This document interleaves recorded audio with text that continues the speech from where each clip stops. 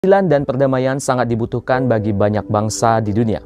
Selain untuk membentuk suatu tatanan dunia yang harmonis, UNESCO telah mewajibkan pada banyak negara anggota PBB untuk melakukan perdamaian bagi lembaga pendidikan. Oleh karena itu, budaya damai ini harus diwujudkan melalui lembaga pendidikan, tidak terkecuali juga pendidikan di dalam keluarga. Dalam konteks keluarga, sering sikap egois, mau menang sendiri, tidak bertanggung jawab, dan kurangnya kasih menyebabkan timbulnya perselisihan dan konflik antara suami dan istri, ataupun orang tua dengan anaknya yang berujung pada perceraian dan timbulnya kekerasan di dalam rumah tangga. Dalam keluarga juga sering kita jumpai adanya relasi yang tidak harmonis, saling membenci dan tidak mau bertolong-tolongan. Dalam bahasa Yunani, istilah yang dipakai untuk keadilan adalah dikaiosune. Sementara dalam bahasa Ibrani, istilah yang dipakai adalah misipat yang berarti hukum atau keputusan, dan sedekah yang berarti kebenaran. Secara hakiki, adil adalah sesuai dengan haknya, tidak lebih dan tidak kurang. Keadilan harus dihubungkan dengan kemanusiaan, yakni wajib memenuhi kepentingan sendiri sekaligus kepentingan orang lain sebagai sesama. Keadilan sesungguhnya mempunyai perspektif yang mengatur dan menertibkan kehidupan seseorang. Dalam keadilan termaktub kewajiban untuk peduli bagi kepentingan pihak lain secara individual atau kolektif, agar komunitas menjadi damai. Sikap atau tindakan yang dianggap adil adalah penyerahan diri secara total kepada Tuhan Allah. Dalam hal ini, keadilan selalu berimplikasi kepada beberapa prinsip, yakni kesejahteraan, kecukupan, kesetaraan, personalitas, dan persaudaraan. Apakah kita sudah menjadi pembawa damai, sahabat bagi dunia, memiliki sikap kehidupan sebagai orang Kristen yang identik dengan kasih dan damai? Tentu, seharusnya demikian. Kehidupan kita sebagai orang Kristen, sebelum kita berdamai dengan keluarga dan lingkungan, seharusnya lebih dahulu kita harus berdamai kepada Tuhan dan kehendak-Nya. Inilah dasar utama kehidupan Kristiani. Usahakan dan upayakanlah pola hidup Anda adil dan damai dengan meneladani keadilan dan perdamaian Tuhan. Bagaimana caranya? Dengan cara membuat pola hidup berkomunikasi dengan Tuhan setiap hari melalui pembacaan firman dan doa. Kehidupan Kristus dalam kelahiran dan kematian dan kebangkitannya adalah cara Allah yang merendahkan diri dan menjadi manusia yang berdosa. Kristus adalah Allah Sang Kasih yang mendamaikan kita dengan Allah, serta menjadi contoh perdamaian antara kita dan sesama, bahkan dengan lingkungan kita sendiri.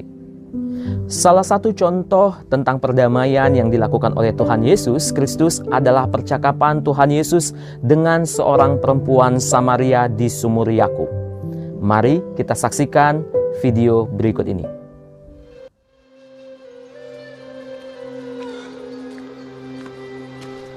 Seorang wanita Samaria datang untuk menimba air. Tolong berikan aku minum.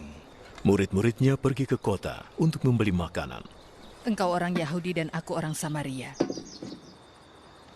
Mengapa engkau meminta minum dariku? Orang Yahudi tidak akan menggunakan cangkir dan mangkuk yang digunakan orang Samaria. Jika kamu tahu siapa aku, justru kamulah yang minta minum padaku. Dan aku akan memberimu air kehidupan.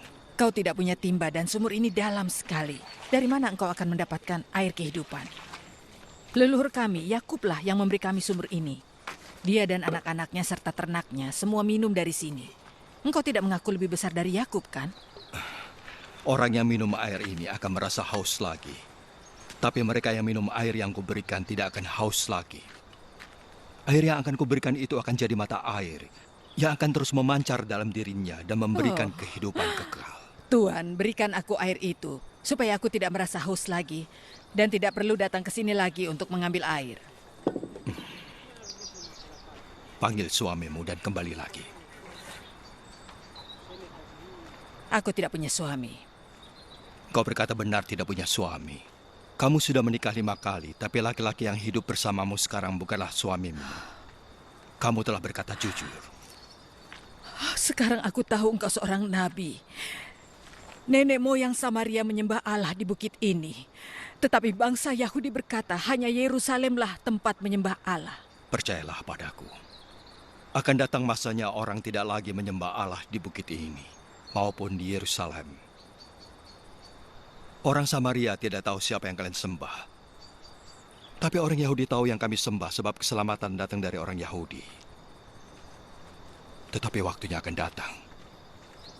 Dan sekarang sudah datang. Bahwa dengan kuasa dari Roh Allah, orang-orang akan menyembah Bapa sebagaimana adanya. Mempersembahkan pujian sejati yang diinginkannya. Allah itu Roh. Dan hanya dengan kuasa dari Roh Allah, orang-orang akan menyembah Allah sebagaimana adanya. Aku tahu Mesias akan datang. Dan saat dia datang, akan memberitahu kita segalanya. Akulah dia yang sedang bicara denganmu.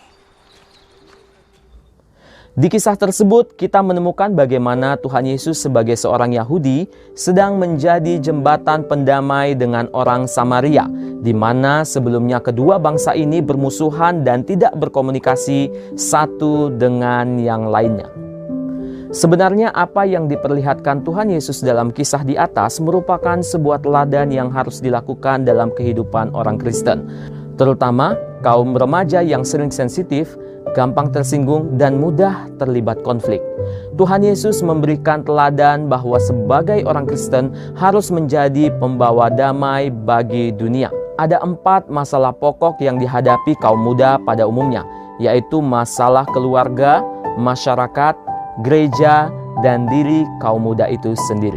Kaum muda harus melatih ataupun mendidik dirinya sendiri untuk mengatasi masalah secara mandiri. Dalam hubungan dengan keluarga ada kesenjangan atau jarak antara nilai dan normal yang berakibat membawa pada konflik antara kaum muda dan orang tua. Berikut beberapa hal yang menjadi penyebab terhambatnya perkembangan remaja.